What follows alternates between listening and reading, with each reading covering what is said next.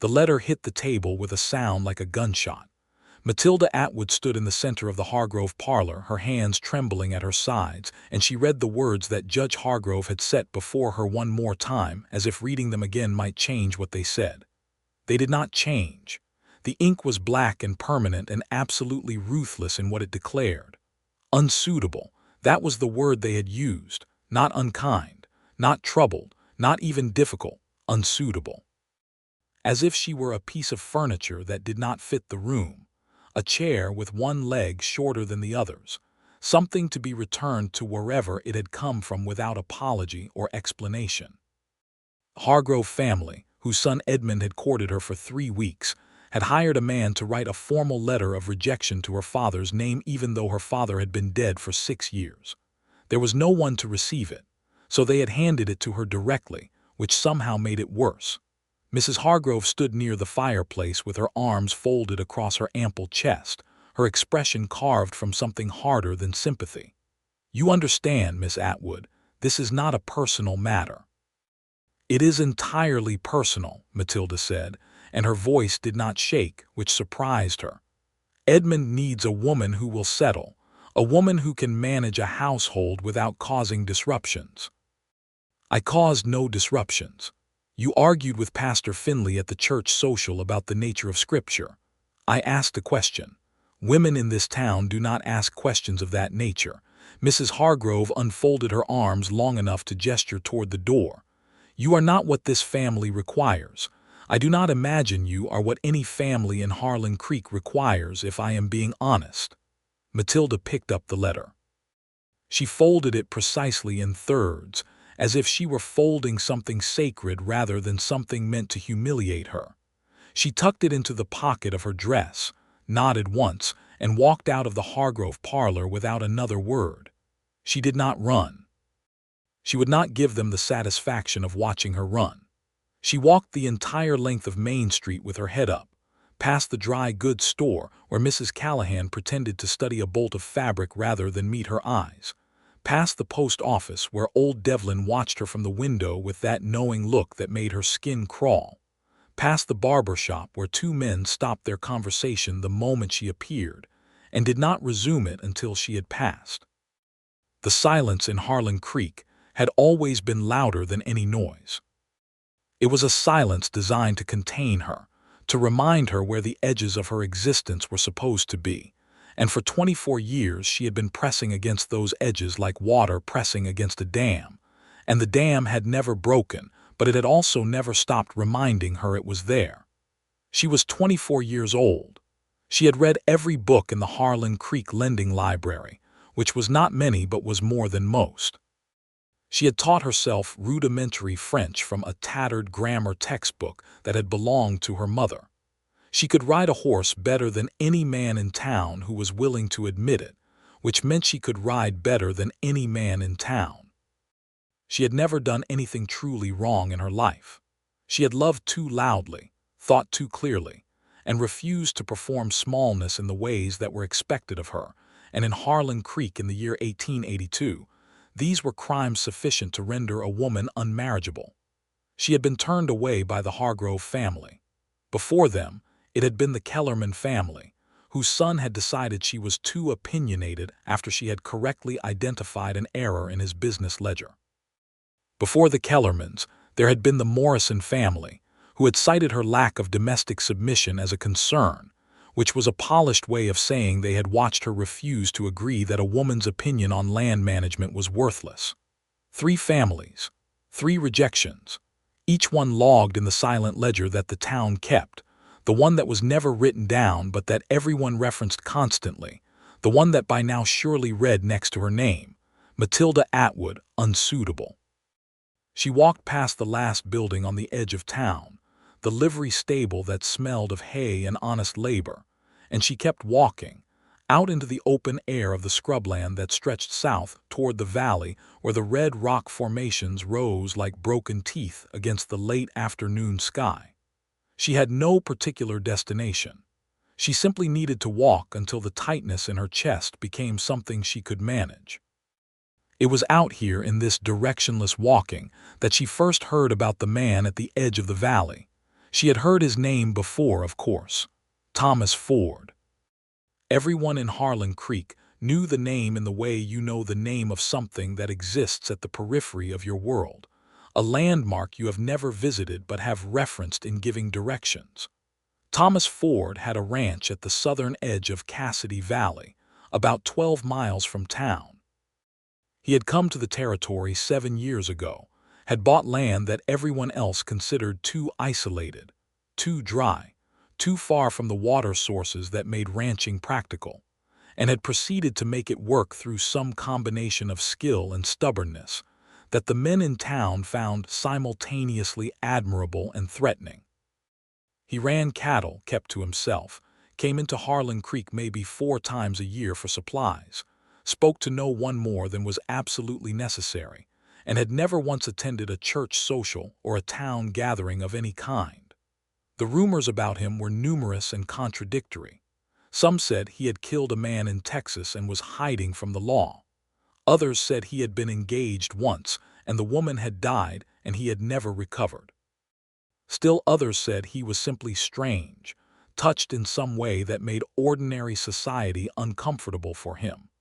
None of these rumors had a single verifiable fact attached to them. They were stories the town had invented to explain a man who refused to be explained. She did not know why his name came to her on that walk. Perhaps it was because he represented the only thing she had not yet tried, which was the company of someone who was equally foreign to the idea of belonging in Harlan Creek. She did not go to his ranch that day.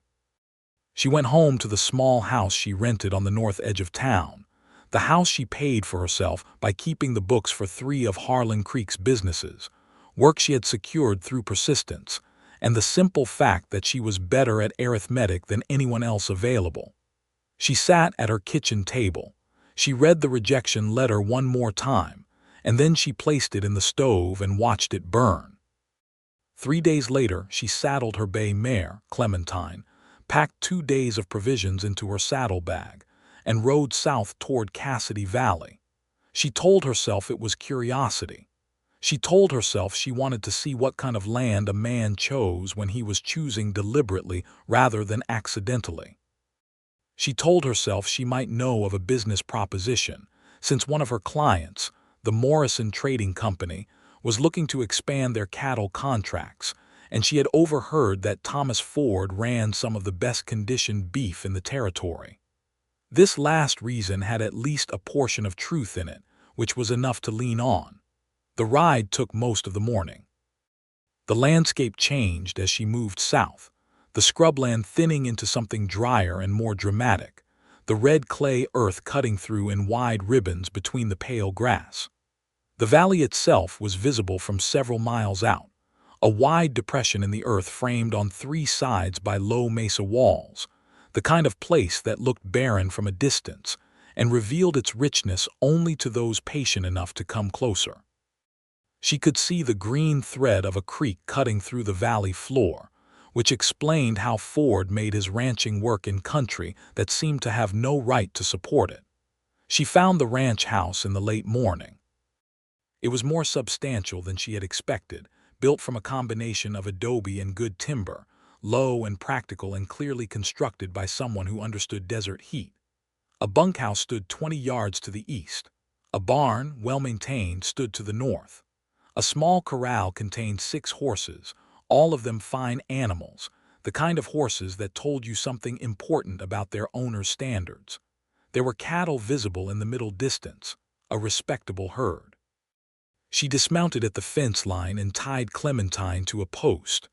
A dog, a large brindle hound, came around the corner of the barn and regarded her with calm interest but did not bark. She took this as a sign of something, though she was not certain what. "You are either very brave or very lost." The voice came from her left, and she turned to find a man standing 20 feet away, holding a bridle he was apparently in the process of repairing.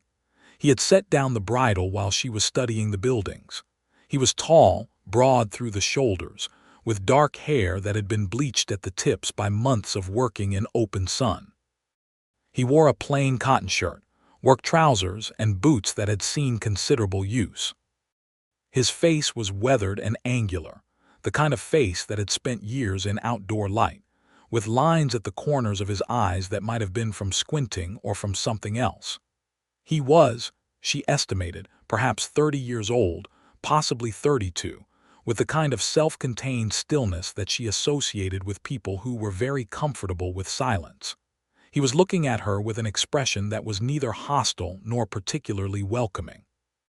He was simply assessing her the way she was assessing him, directly and without performance. "Neither," she said. "My name is Matilda Atwood. I keep books for several businesses in Harlan Creek, including Morrison Trading. They are looking to expand their cattle contracts before winter, and I have reason to believe your operation is worth consideration. I rode out to discuss it." He was quiet for a moment. "You rode 12 miles alone to discuss a cattle contract?" "Yes. Most businessmen send a letter. I am not a businessman. I am a bookkeeper who also serves as a business agent when required. I find direct conversations more efficient than letters." He was still studying her. "Does Morrison know you are here?" "Mr. Morrison knows I am pursuing leads on his behalf. He does not always require the specific details of my methodology." Something shifted in his expression. It was not quite a smile, but it was adjacent to one. "Come in," he said. "I have coffee." The kitchen was clean and spare and smelled of wood smoke and coffee and leather. There were books on a shelf near the window, more books than she would have expected, and she noticed their spines the way a reader always notices spines, automatically cataloging them. She caught titles she recognized and titles she did not, and a few that surprised her, including a volume of Emerson's essays and what appeared to be a Spanish grammar. He caught her looking. "You read," he said. It was not a question. "Yes," she said. "I see you do as well. It gets quiet out here." He poured coffee into 2 tin cups and set one in front of her at the kitchen table. He did not make any gesture of apology for the plainness of the cups, which she appreciated. He sat across from her and placed his large, calloused hands flat on the table and looked at her with those steady, dark eyes. "Tell me about the Morrison contract," he said. She told him. She had prepared for this conversation, and she delivered it precisely. The numbers Morrison was willing to offer per head, the delivery schedule he needed, the quality standards he required. Ford listened without interrupting, which was rarer than it should have been. When she finished, he was quiet for a long moment, and she could see him running the numbers in his own mind. "I can supply what Morrison needs," he said. "The price needs to come up 15 cents per head, and the delivery window needs to be extended by 2 weeks to account for driving time from this location." "I anticipated both adjustments," she said. "I believe Morrison will accept the first and negotiate on the second. If you can come to 14 weeks instead of 16, I think we reach an agreement."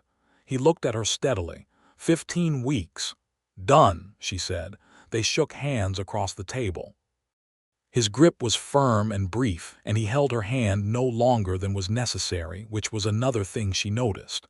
There was a quality to him that she was still trying to classify, a kind of deliberate respectfulness that had nothing sycophantic about it. He was not trying to impress her. He was simply treating her as someone worth treating correctly. She should have left then. The business was concluded, the handshake made. But the coffee was still hot, and there was something in the quality of the silence in that kitchen that she did not want to leave immediately. "You have Emerson on your shelf," she said. He looked at the books. "I do. And what appears to be a Spanish grammar. The hands I hire sometimes speak only Spanish. It seemed practical to learn." "That is admirably practical. Is it unusual?" He seemed genuinely curious, not defensive. "For this part of the territory, somewhat," she said. "Most men I know in Harlan Creek would consider it beneath them. Most men I have encountered consider a great many things beneath them that are in fact simply useful." He took a drink of coffee. "You are the bookkeeper Matilda Atwood. I have heard the name." She felt the familiar tightening in her chest. "I expect you have. Morrison's accounts are clean, cleaner than they were 2 years ago before you started managing them. I know because I had a contract with them before and their accounting was a disaster." He said it matter-of-factly, without flattery. "You are good at what you do." She had received compliments before, hollow ones offered by men who wanted something from her and thought praise was the key. This was different. This had the texture of simple observation, the way you might comment on the quality of a piece of rope. It was, she thought, one of the most genuinely pleasing things anyone had said to her in recent memory. "Thank you," she said. He nodded once. He did not expand on the compliment or diminish it. He simply let it stand. She stayed another half hour, talking about nothing in particular: the territory, the drought that had come and gone, the railroad spur that everyone said was coming to Harlan Creek, but that had been coming for 3 years now without arriving. He was thoughtful and measured in everything he said, careful with words the way a craftsman is careful with good materials. He asked her questions that were genuinely curious rather than politely performative. He listened to her answers. When she finally rose to leave, he walked her to where Clementine was tied and waited while she mounted. "If the Morrison negotiation falls through," he said, looking up at her in the saddle, "I would appreciate knowing. I have other potential buyers to consider, and I would not want to take them off the table unnecessarily." "I will send word within the week," she said. She rode back to Harlan Creek with the sun at her back and something unfamiliar sitting in the middle of her chest. It took her most of the return journey to identify what it was, and when she finally did, it surprised her. She felt interesting. She had spent most of the last 10 years feeling like a problem, like something that needed to be managed or contained or redirected. For one afternoon, in the kitchen of a man at the edge of Cassidy Valley, she had simply felt like herself, and that self had been received without flinching. She would have been content to let it remain a professional relationship. That would have been the sensible thing. The Morrison contract was confirmed within 4 days, a letter delivered to Ford's ranch by Morrison's man, and Matilda's involvement in that transaction was complete. She had no professional reason to return. She returned anyway, 2 weeks later, with a different kind of excuse, a question about the breed composition of his herd that she told herself was relevant to her work, but that was in truth simply a reason to have a conversation she wanted to have. He did not question the excuse. He answered the question directly, and then they walked out to look at the cattle, and he explained the decisions he had made about breed selection with the same deliberate clarity he brought to everything. And she asked the questions that came naturally to her, because she genuinely wanted to understand things, and he answered them as if her curiosity was the most ordinary thing in the world. It was the most extraordinary feeling she had experienced in years. She came back again 3 weeks after that, and then again a month after that.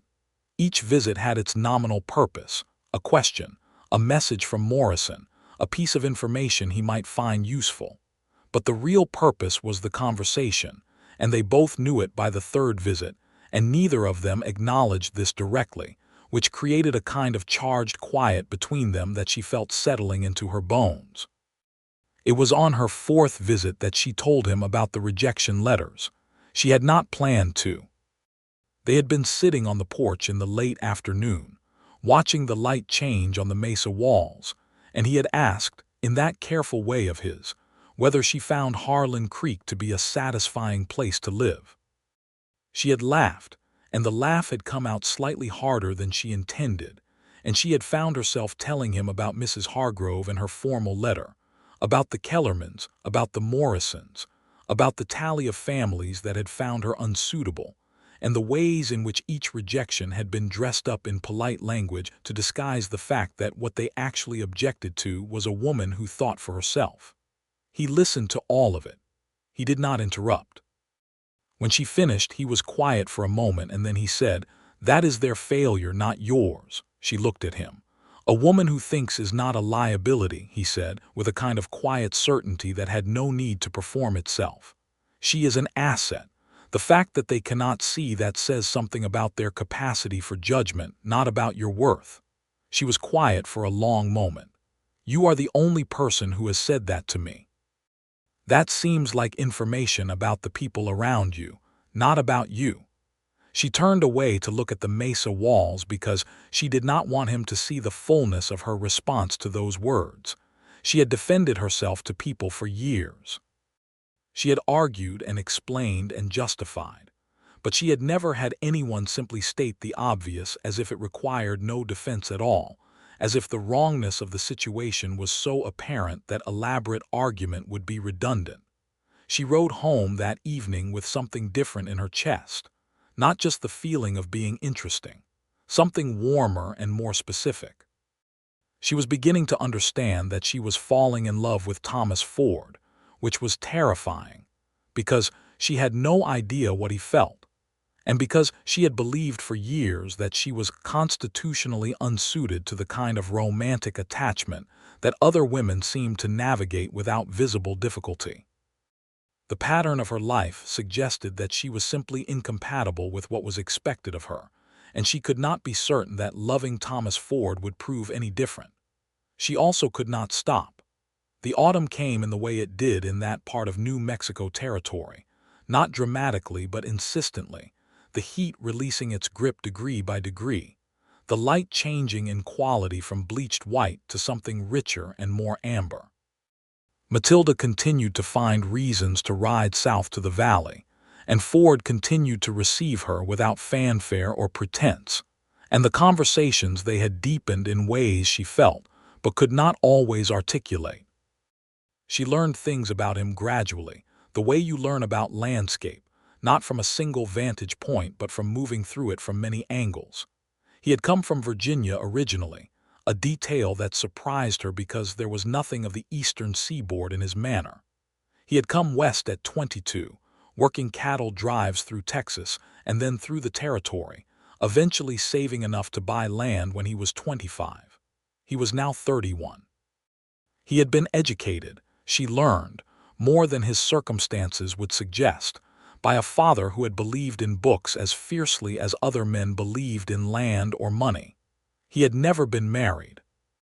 He had, she learned obliquely, been engaged once in Texas to a woman who had ultimately not been willing to live the kind of life he wanted to build, and they had parted without bitterness but with a clarity about their incompatibility that he had described quietly as one of the most honest things that had ever happened to him.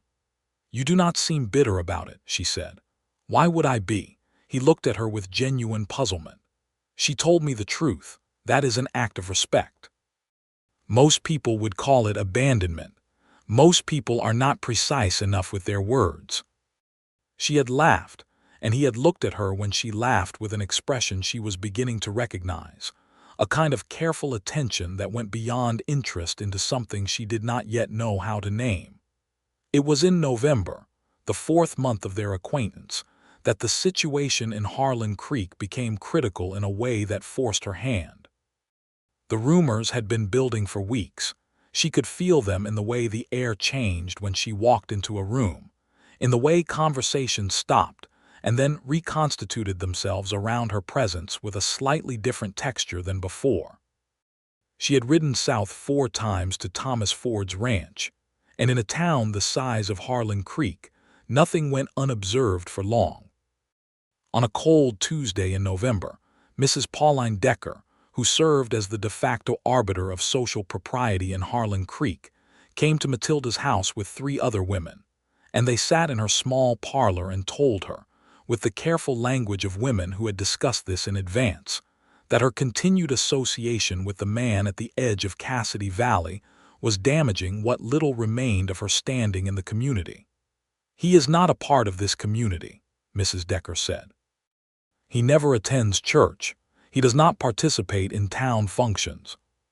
He is, by most accounts, a man of unknown character and unknown past." "His character is known to me," Matilda said. "That is precisely the concern, my dear." Mrs. Decker folded her hands. "You are a woman alone in this town. You have no family to speak of, no husband, no father. You have survived here on the goodwill of the people who have chosen to employ your services. If you continue to behave in ways that give this community reason to question your judgment, that employment may become difficult to maintain." It was a threat. It was dressed in concern and delivered with a sympathetic expression, but it was unmistakably a threat. Matilda sat with it for a moment. She looked at the four women in her parlor, women who had known her since she was a child, women who had watched her grow up and had decided, at various points along the way, that she did not fit the shape they had designated for a woman of her position. She had spent 24 years trying to be legible to them, not by abandoning herself. She had never been able to do that, but by at least maintaining a surface of compliance that would let her function. "I appreciate your concern," she said. "I will consider what you have said." After they left, she sat alone in her parlor for a long time. She thought about what Thomas Ford had said, that the failure was theirs, not hers. She thought about how clearly she had felt the truth of it when he said it, and how the feeling had faded the way things always faded when you returned to an environment that contradicted them. She thought about the fact that she had not been honest with him.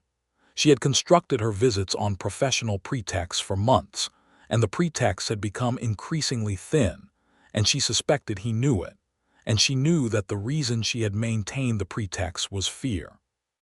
Fear that if she was honest about why she was coming, he would respond in some way that destroyed the thing she had found, which was the only place she had felt genuinely herself in recent memory. She made a decision. She rode to the valley on a Thursday morning in mid-November, and this time she brought no professional pretext. She simply rode, and when she arrived at the ranch and found Thomas Ford repairing a section of fence on the east pasture, she dismounted and walked across the field to where he was working and stood beside him. He had looked up when he saw her coming. He did not look surprised, exactly, but there was something alert in his expression. "I have come without a business reason today," she said. He set down the tool he was using and gave her his full attention. "All right. I need to tell you something, and I am going to say it plainly because I have found that plain speech is generally more honest than elegant speech, even when it is more uncomfortable." "I have found the same thing," he said.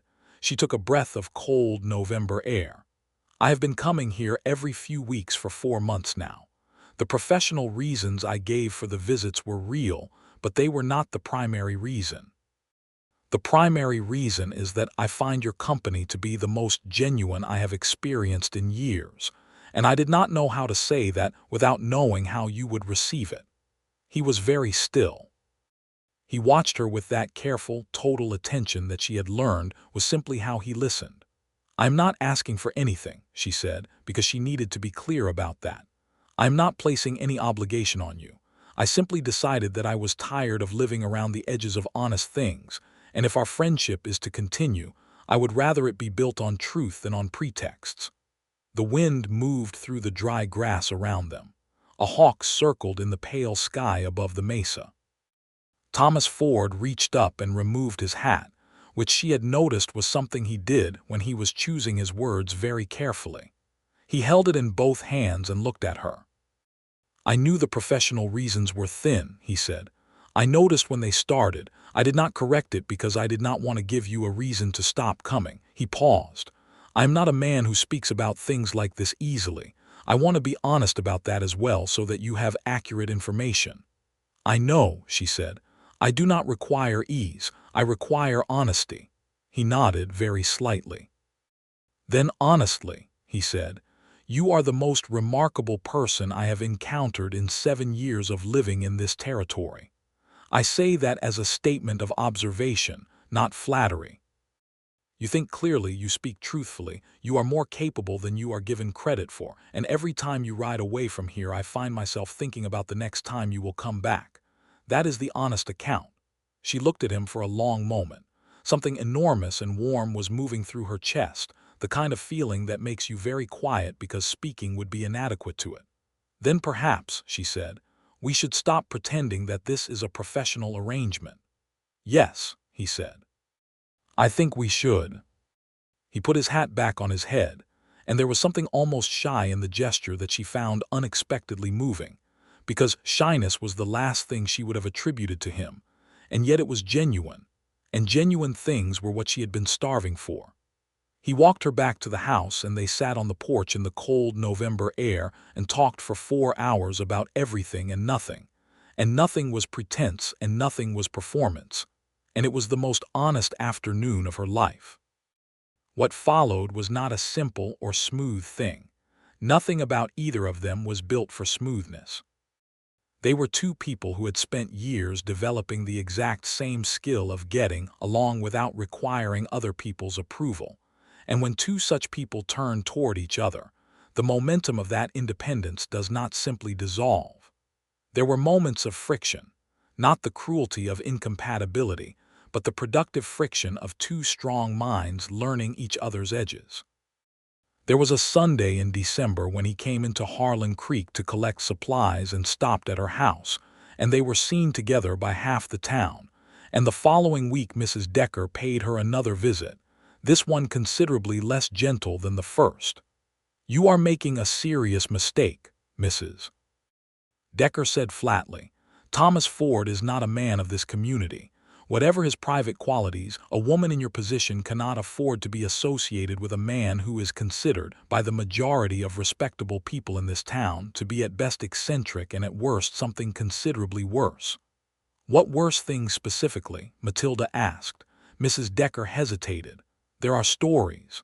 There are always stories. What are the facts?" "I am not in the business of verifying facts about a man of his type." "What type is that?" Mrs. Decker stood. "I think you understand my meaning." "I think I understand that you are concerned about the appearance of things without specific reference to the substance of things," Matilda said. "And I think we both know that this conversation is not really about Thomas Ford. It is about the fact that I continue to resist the shape that this town has decided a woman like me ought to have.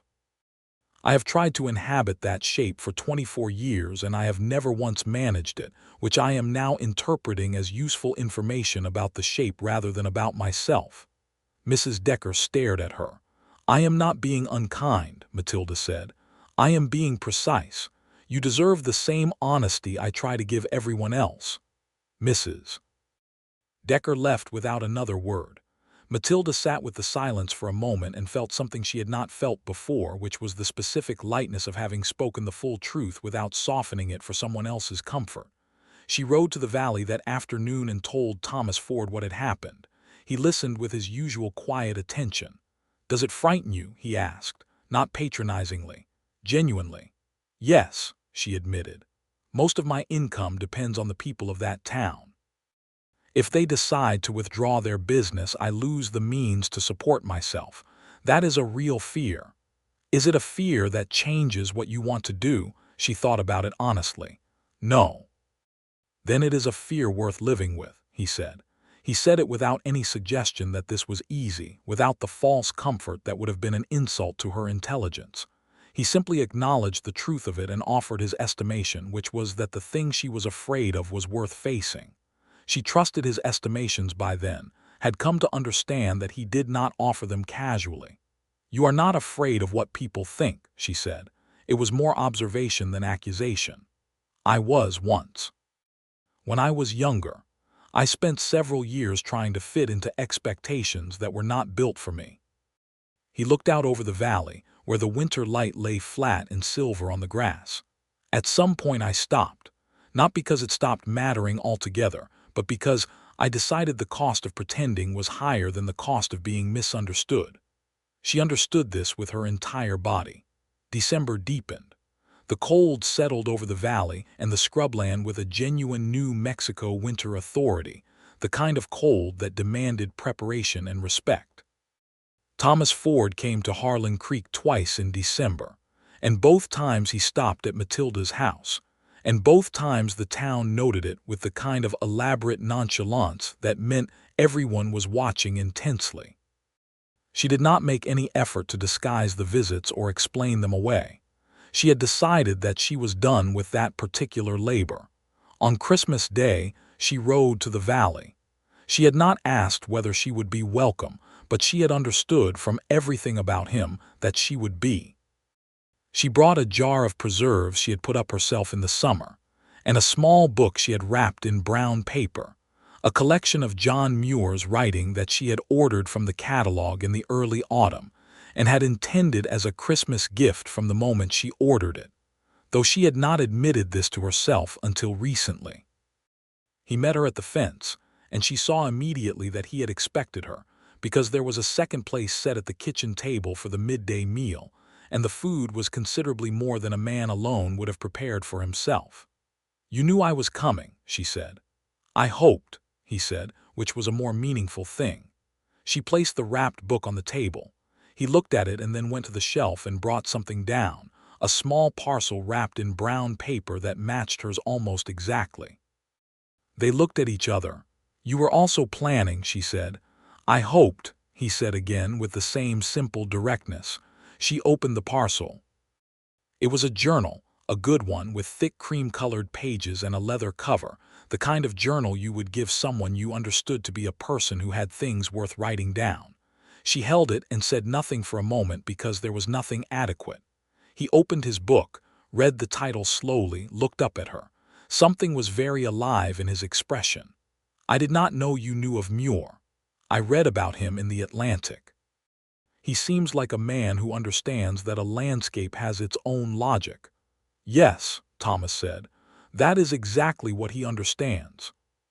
They sat at the table, ate the meal he had prepared, rabbit stew with dried apples and cornbread, and talked through the afternoon with a quality of comfort that had been building between them over months but felt, on that day, complete in a new way.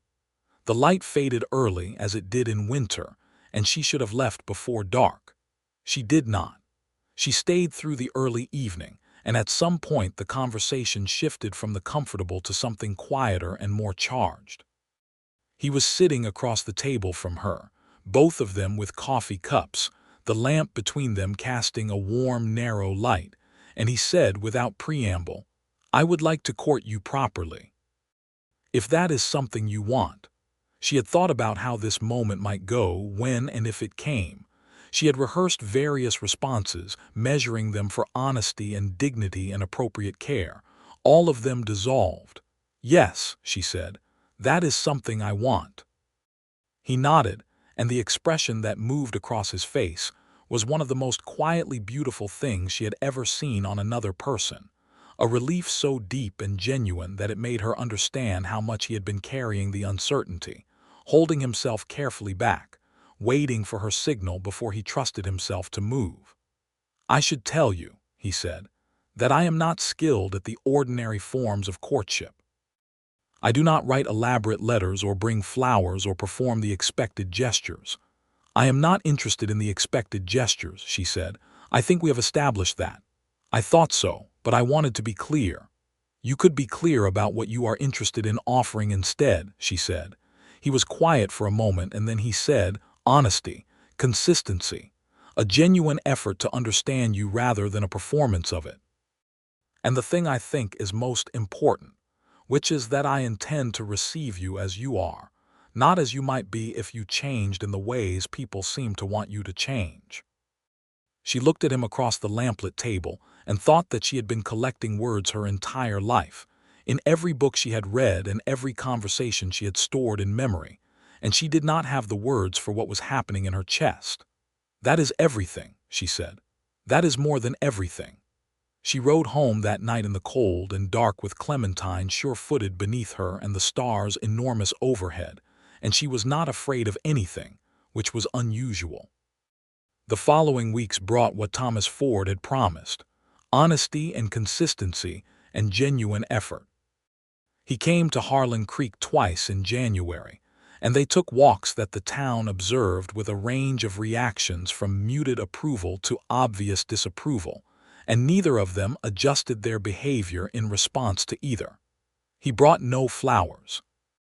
He brought instead, on the second visit, a pamphlet he had ordered from a publisher in Santa Fe about advances in cattle breeding that he thought she would find interesting given her business clients.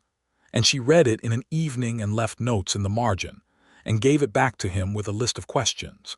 And he read her notes with his full attention, and answered the questions in a letter that she received a week later, a long, careful letter that was ostensibly about cattle breeding and was also, she understood, a love letter, because every word of it was evidence of a man paying deep and specific attention to a specific person. In February, she stayed 2 nights at the ranch for the first time, sleeping in the bunkhouse, which was unoccupied in winter, with perfect propriety, and the experience of having 2 full days in his company without the constraint of a single afternoon visit was revelatory. She watched him work, the way he moved through his labor with an economy of motion that spoke of deep familiarity, the way he spoke to his 2 remaining ranch hands, a taciturn older man named Beaumont and a young Mexican hand named Carlos, with the same basic respect he gave everyone. She watched him in the evenings reading, and she read alongside him, and the particular pleasure of sharing a room with another person who is silently reading is one she had not experienced since her mother was alive. On the second evening, sitting by the fire with their books, he looked up at her without warning. "I want to say something," he said. She looked up. "I want to say it now rather than waiting, because I have learned that waiting on things like this is not always wisdom. Sometimes it is simply fear dressed as caution." She set down her book. "I love you," he said. "I want to be clear that I mean it as completely as words can mean something. You are the most exceptional person I have known, not in the sense of unusual or strange. Exceptional in the original sense, the sense of something that exceeds the general category. You exceed every general category that has ever been applied to you, and the applying of them has been a waste of a remarkable person." She was quiet for a long time, which he accepted without anxiety, because he understood by now that her silences were not absences but presences. "I love you too," she said at last. "I have been knowing it for months, and only recently understood that I was not required to protect myself from it." He set down his own book and reached across the space between their chairs and took her hand, and held it with the same directness with which he did everything, straightforwardly, without theatrical ceremony, simply holding her hand in the firelight with the conviction of a man who had decided something, and intended to keep deciding it. She looked at their joined hands and thought about all the ways this was impractical. She lived in town, dependent on the goodwill of people who were not enthusiastic about either of them at the moment. He lived 12 miles away, on land that required constant attention and was too distant from town for ordinary domestic arrangements. She had a livelihood she had built through years of work. He had a ranch he had built through equivalent effort. None of it was simple.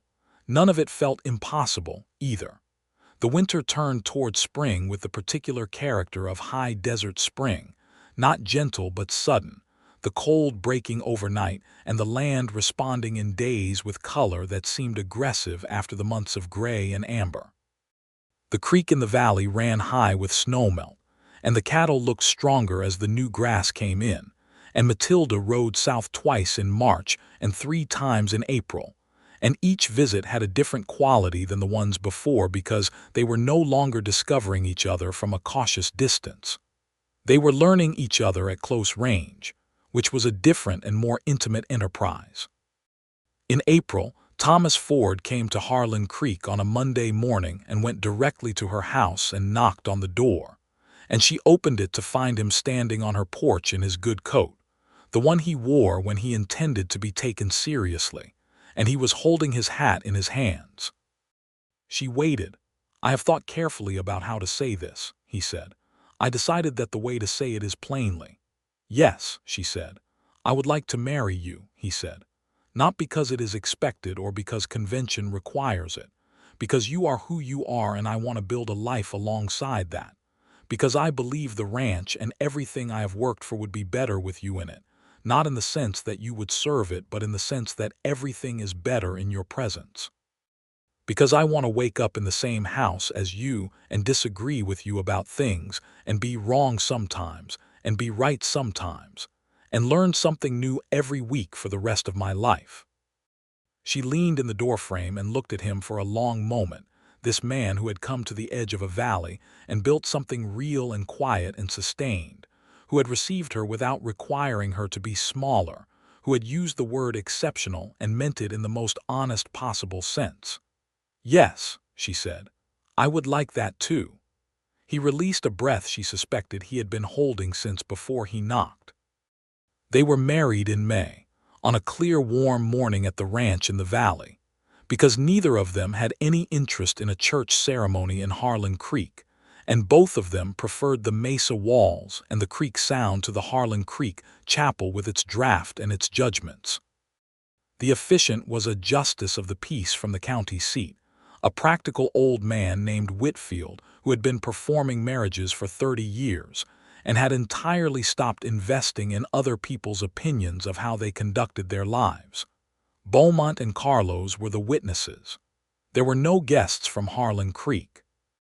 This was noted in Harlan Creek with the precise mixture of offense and fascination that she had expected. She was past the point of managing other people's reactions. They had agreed, practically, on the question of her work and her living arrangements, and the agreement they reached reflected both of their characters. She would continue to manage her bookkeeping accounts, because she was good at it, and because her independence mattered to her, and he understood this not as a challenge to his provision, but as a fundamental part of who she was.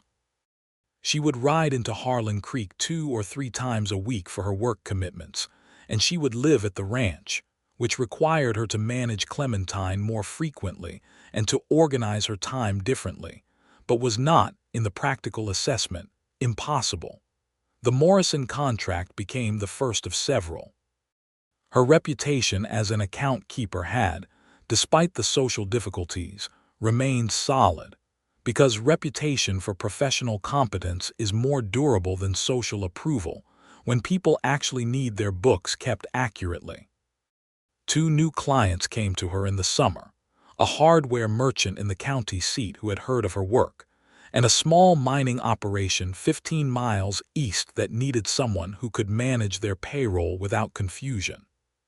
She handled both from the ranch, with occasional trips to their locations, and Thomas Ford accommodated her schedule with the same matter-of-fact practicality he brought to everything, rearranging his own plans around hers without complaint or concession, because it was not something he experienced as a concession.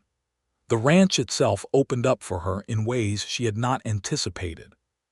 She had understood it as his place, something she was entering, but it became theirs with a naturalness that surprised her. She found herself having opinions about the garden, which had been purely functional before, and which she expanded to include things that were beautiful as well as practical.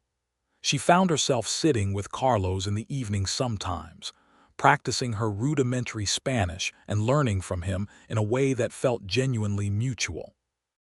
She found herself understanding the rhythms of the cattle operation in ways that, combined with her accounting skills, gave her perspectives on the ranch's finances that Thomas had not had access to before, and these perspectives improved things in specific and measurable ways. In June, she stood in the ranch kitchen on a morning when Thomas was out in the east pasture, and she realized, with a kind of quiet certainty, that she was happy.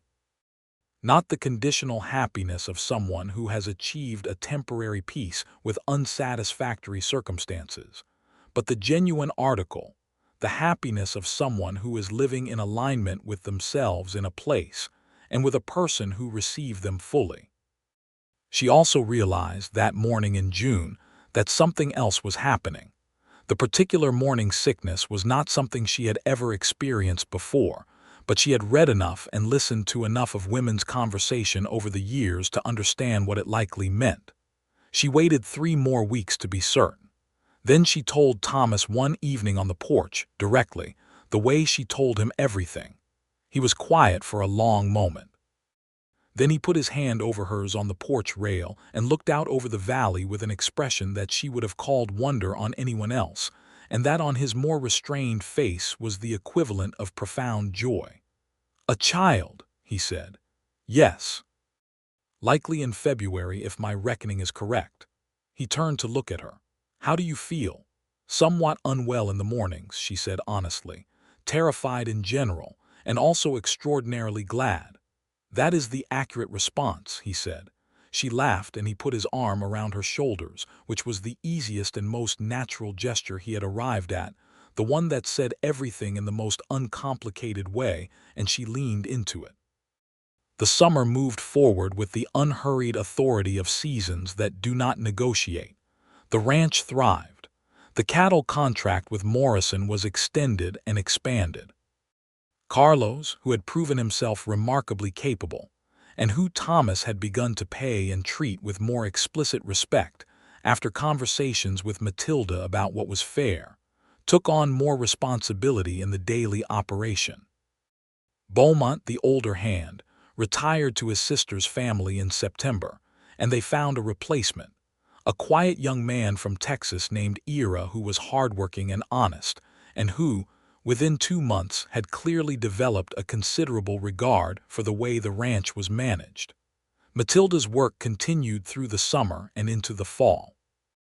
The hardware merchant in the county seat proved to be a pleasant client who respected her competence without condescension, and the mining operations payroll turned out to require a complete reorganization that she accomplished over 6 weeks with the satisfaction of someone who enjoys bringing order to chaos.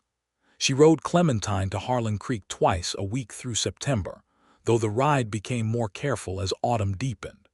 In Harlan Creek, things had shifted in a way that she had not anticipated.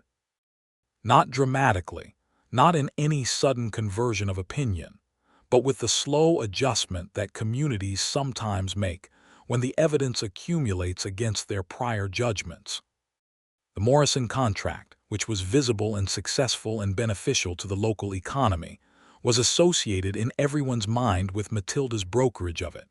Her reputation for capable, honest work had continued to hold, and the fact that Thomas Ford's ranch, which had always been regarded with some skepticism, was demonstrably prospering and contributing to the regional cattle market, meant that the man himself was becoming harder to dismiss. Mrs. Decker did not apologize exactly, but she stopped her pointed visits. Old Devlin at the post office began saying good morning when she stopped to collect the mail. One of the wives who had been in that first parlor delegation, a younger woman named Eleanor Marsh, stopped Matilda on the street one afternoon in September and said, in a slightly embarrassed way, that she hoped things were going well, and the statement had the quality of an incomplete apology that was all Eleanor Marsh could manage and was probably more than Matilda had expected from her. She did not forgive the town dramatically or offer a speech. She simply continued to be herself, which had always been the only thing she knew how to do, and the town continued to adjust around that ongoing fact. Thomas came with her to Harlan Creek in October, the first time he had been in town with her since before the wedding, and he stood beside her at the dry goods store while she made her selections. And the shopkeeper, a sensible man who had always liked Matilda's business, treated them both with straightforward respect, and the ordinariness of the interaction was the most satisfying thing she had experienced in a public context in years. She was showing clearly by November, and the second trimester steadiness had replaced the first trimester difficulty, and she felt, physically, better than she had expected. Thomas had extended the porch on the south side of the house in September, partly because she had mentioned that she would like a better place to sit in the mornings, and partly because he was the kind of man who responded to the things people wanted by building them where he could. The porch looked out over the valley, over the creek and the distant mesa walls and the cattle moving in the middle distance, and she spent mornings there with coffee and her journal and the particular quality of light that the valley produced in autumn, which was its own kind of exceptional. She wrote in the journal he had given her for Christmas the previous year. She had nearly filled it. She wrote about the ranch and about her work and about Thomas, and about the way the desert light changed through the seasons, and about the growing presence of the new life she was carrying. She wrote about the town, and about what it felt like to have been labeled unsuitable by the people in it, and to have found, at the edge of a valley 12 miles away, someone who looked at her and used a different word. She wrote about how that word felt true in a way the other word never had, not because it was more flattering, but because it was more accurate, and accuracy was the thing she had always wanted most from the world. In December, on a cold, clear afternoon that smelled of approaching snow, She was sitting on the south porch with her journal when Thomas came out of the barn and walked across the yard toward her. He was carrying something. He crossed to the porch and sat in the chair beside her and placed on the small table between them a new journal, identical in construction to the one she was nearly finished with the same thick cream pages and the same leather cover. She looked at it, looked at him. "You are almost done with the first one," he said simply. She picked up the new journal and held it for a moment, and then she reached across and put her hand over his where it rested on the arm of the chair, and they sat together in the cold afternoon light, while the snow smell grew stronger in the air. The baby was born in February, on a night of clear cold with the stars very bright over the valley, and it was a boy, which somehow neither of them had specifically anticipated even though they had each privately expected it. The midwife who came from the county seat was a capable, experienced woman named Josephine Crane, who had been delivering babies for 20 years, and who regarded both parents with the calm practicality of someone who has seen many things and found most human drama manageable. He was healthy and loud, opinions announced immediately from his first moments in the world, a characteristic that Matilda found deeply relatable. Thomas held him in the lamplight of the bedroom and looked at him with an expression that contained more visible emotion than any Matilda had seen on his face in the entirety of their acquaintance, a complete and uncomplicated tenderness that she would remember for the rest of her life. "Henry," she said. It was the name they had agreed on in October, Thomas's father's name, which felt right in a way that required no further justification. "Henry," Thomas confirmed, looking at the boy. Henry Ford proved, over the following weeks and months, to be exactly as loud and opinionated as his first moments had suggested, which his parents found endearing in the way parents find things endearing when they are their own child. He was healthy and strong and ate with considerable conviction, and slept, eventually, in reasonable stretches. Carlos, who had become a trusted fixture of the ranch, was deeply taken with him. Even Ira, the new hand, could be caught sometimes watching the baby with the soft expression of someone unexpectedly moved. The ranch's third spring was the most productive yet. The cattle herd had grown steadily, and the quality had improved with the breeding decisions Thomas had made over the previous 2 years, decisions that Matilda had engaged with deeply, and that were influenced, though neither of them made a large account of it, by the knowledge she had absorbed from the pamphlets and journals and conversations that were part of her constant self-education. The Morrison contract was now one of 3 major cattle contracts, and the ranch's accounts, which Matilda now kept formally as part of her work, showed a growth trajectory that was genuinely solid. She had reduced her Harlan Creek client list to 2, the businesses whose accounts she had managed longest and whose owners she trusted, and expanded her county seat client list to 4. This was partly practical, because the county seat was becoming more significant as the territory grew, and partly a reflection of where her life now centered itself. Harlan Creek was a place she went twice a week, not a place she lived. This had changed how she experienced it, and how she experienced herself in relation to it. In the spring, when Henry was 3 months old and she was beginning to feel herself again after the physical demands of his first months, she rode into Harlan Creek on a Tuesday and stopped at the dry goods store and encountered Mrs. Decker. The older woman looked at her, looked at Henry, bundled in the carrier she wore across her chest. The silence between them had a different texture than it used to. "He is a fine baby," Mrs. Decker said, which was the closest to an olive branch the woman had ever extended in Matilda's direction. "Thank you," Matilda said. "He has very strong opinions about everything, which I believe he comes by honestly." There was a beat, and then something happened that Matilda had not expected, which was that Pauline Decker, the most rigid social arbiter in Harlan Creek, made a sound that was unambiguously a suppressed laugh. "I expect he does," she said. It was not a reconciliation. It was not the conversion of an enemy into a friend. It was something more modest and more real, which was the recognition, by a person who had been wrong about another person, that the wrongness had been evident long enough to be uncomfortable. Matilda nodded, smiled in a way that was genuine without being triumphant, and went about her shopping.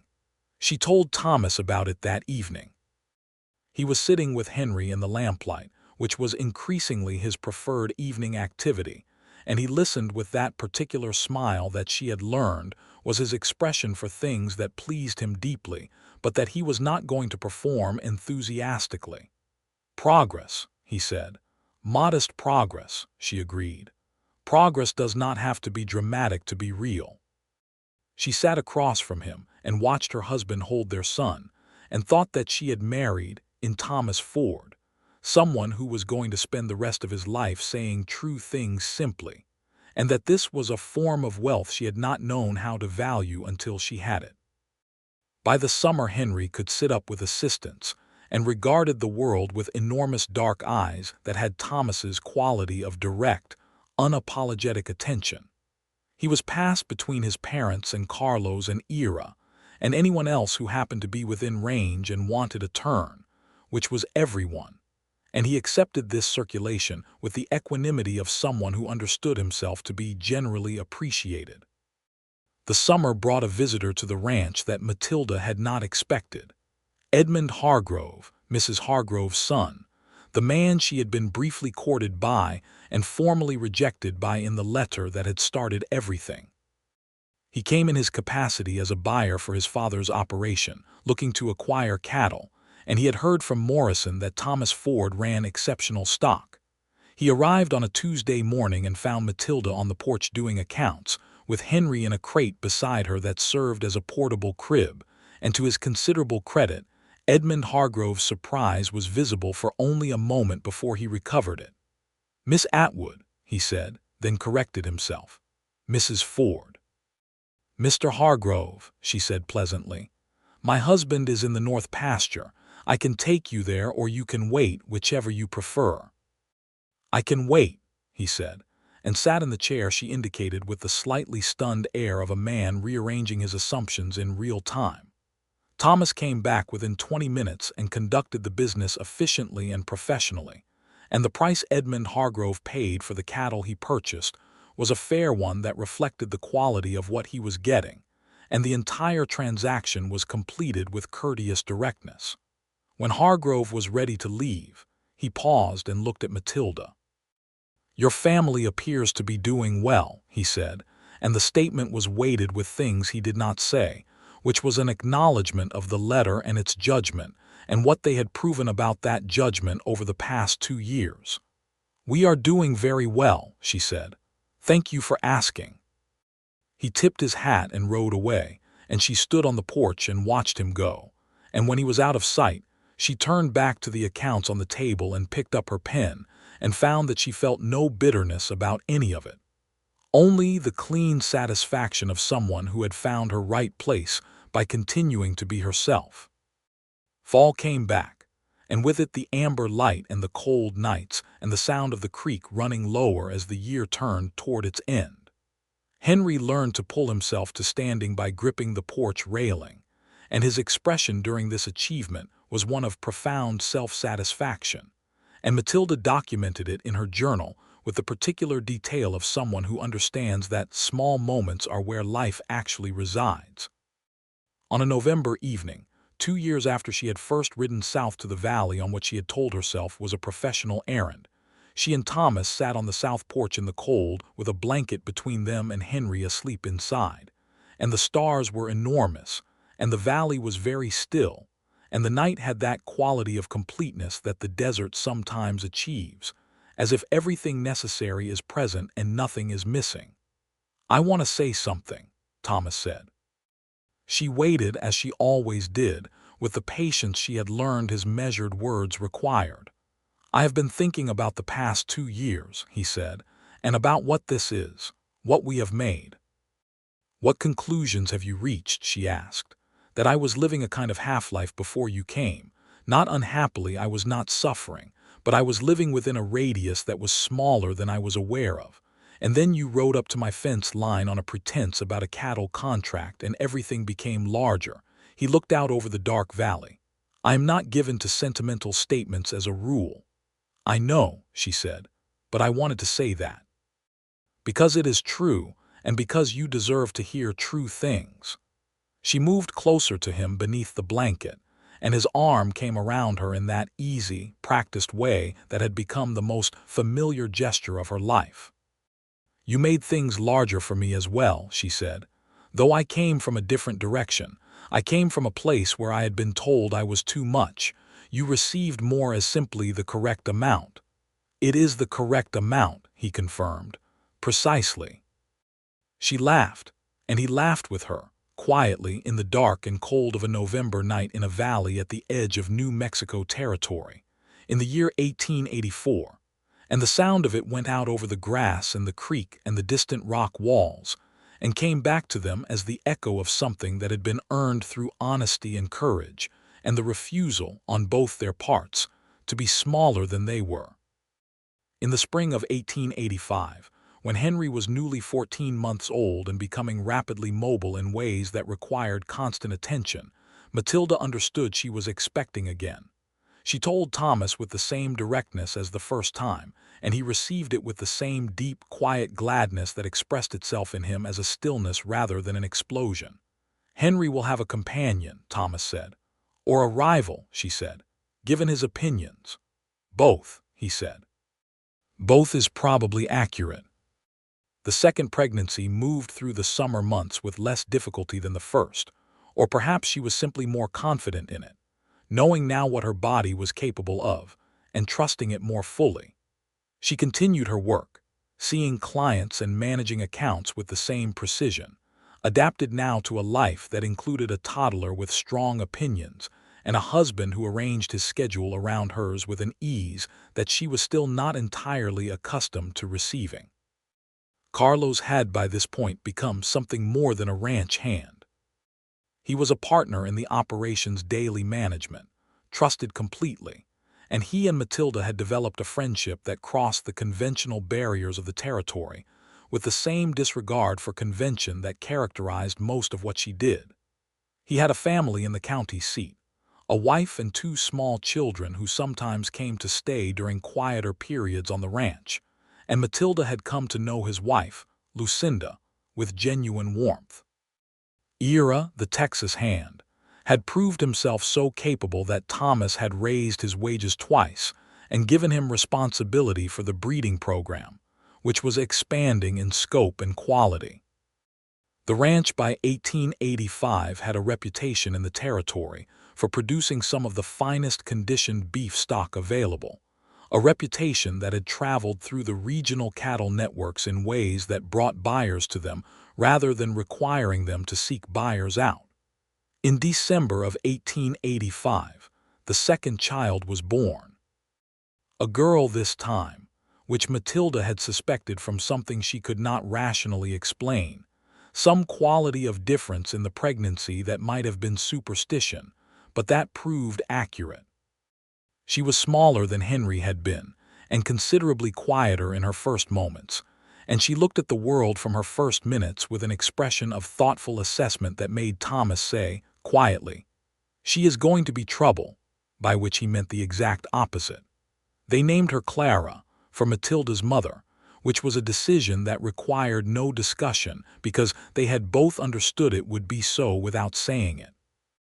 Henry, at 16 months, regarded Clara with an initial suspicion that gave way, over several weeks, to a proprietorial regard, frequently touching her with the carefully managed gentleness that had been coached into him, and that he applied with somewhat excessive frequency and enthusiasm. Clara tolerated this with the patience that would prove characteristic.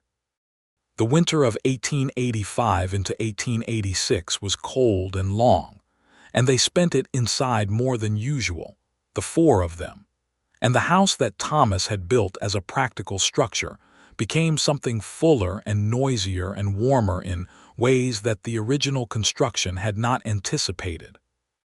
He extended the kitchen that winter, adding a proper work table and a second window that looked east toward the mesa, because Matilda had mentioned the light from the east was better for morning work, and he had walked through the kitchen the following day measuring walls. She found him doing this and stood in the doorway.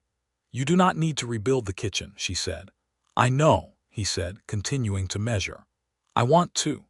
She shook her head, smiling, and left him to it. The spring of 1886 arrived, and with it the sense of a life that had found its full shape. Not a finished shape. She did not believe in finished shapes, but a full one, rich with the texture of real things. Henry was now approaching 2 years old and had the vocabulary and the volume of someone considerably older. Clara was 5 months old and had discovered smiling and was deploying it with strategic effect. The ranch was thriving. The work was rewarding. The life was hers, authentically and completely. On a morning in April, she rode into Harlan Creek for a client meeting and passed the Hargrove house on the way, and Mrs. Hargrove was on her front porch, and when their eyes met, the older woman gave her a slow, deliberate nod. Not warm, exactly. Not the nod of someone who had become a friend, but the nod of someone who had revised her estimate and was willing to acknowledge the revision publicly, which in Harlan Creek was as close to an apology as the social architecture permitted. Matilda returned the nod with the same measured gravity. She completed her client meeting, collected a package from the post office, which included a new journal she had ordered, her third, because the second was full, and stopped at the dry goods store for the week's provisions. The shopkeeper asked after the children. She told him they were well. He said that Thomas Ford had been in the previous week and had struck him as a genuinely decent man, which was, in the shopkeeper's vocabulary, high praise. She rode home in the early afternoon through the yellow-green of the spring scrubland, with Clementine easy and familiar beneath her, and the provisions settled in the saddlebag, and the new journal wrapped carefully in its paper beside them. The valley opened before her as she crested the last rise, as it had opened before her dozens of times over the past 3 years, and it still made her stop. Below her, in the wide green depression with its Silver Creek thread and its mesa walls and its orderly herd of cattle and its low adobe ranch house with the south porch and the extended kitchen and the corral of good horses, her life was happening without her for the moment, and she could see it from outside and understand it fully. Thomas was visible in the yard, Henry on his hip, showing the boy something about the horse harness he was holding in his other hand. Henry was examining it with the focused interest he applied to everything mechanical and physical, his small hands working at the buckles, while his father narrated something she could not hear from this distance. It was an ordinary moment, the most ordinary possible moment, the kind that builds a life from the inside out. She clicked her tongue at Clementine and started down the slope toward home. She was thinking about the letter she had received and burned, the one that had used the word unsuitable, and about the word Thomas had used instead, exceptional, and about how the difference between those two words was not a matter of flattery versus criticism. It was a matter of accuracy. One was what happened when people looked at her and measured her against an expectation she did not fit. The other was what happened when a person looked at her directly, with full attention and honest intent, and described what he actually saw. She had spent years trying to understand the first word, to account for it, to either argue against it or accommodate it. She had spent the last 3 years learning to simply live inside the second word, to inhabit it, to trust that it was not a gift that could be revoked, but an observation that remained true regardless of who else confirmed or denied it.